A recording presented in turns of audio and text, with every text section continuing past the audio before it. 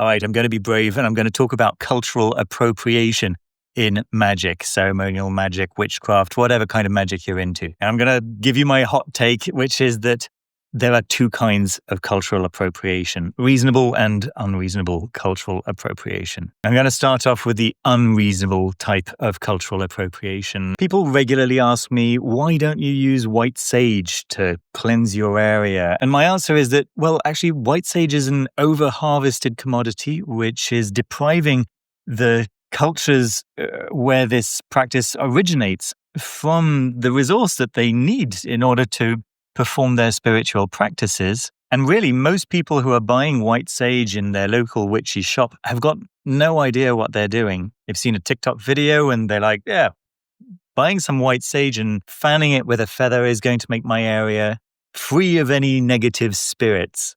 Well, while white sage does have cleansing properties, it's not designed for getting rid of evil spirits.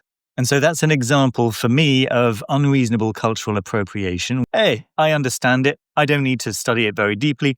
I'll just take their materials and do something similar that I think is related in my own context and declare that this is the right way to do it. On the other hand, you have reasonable cultural appropriation. And for me, that is something like observing the spiritual technologies of another culture and trying them out and finding them to work. I like to think about it in terms of, well, let's say mathematics. Mathematics are an Arabic invention, and yet we don't go around thinking to ourselves that we are depriving the Arabic people of their mathematics whenever we use mathematics. On the contrary, using mathematics anywhere in the world is a credit to the Arabic people who invented it in the first place. And the spread of mathematics has generally been a force for good in the development of humankind. So I think that that's a reasonable question to ask ourselves when we're taking on another culture's spiritual technologies. Am I depriving another civilization of their resources, of recognition, of agency of any kind? Or is the technology directly related to their culture and their way of doing things in general, in which case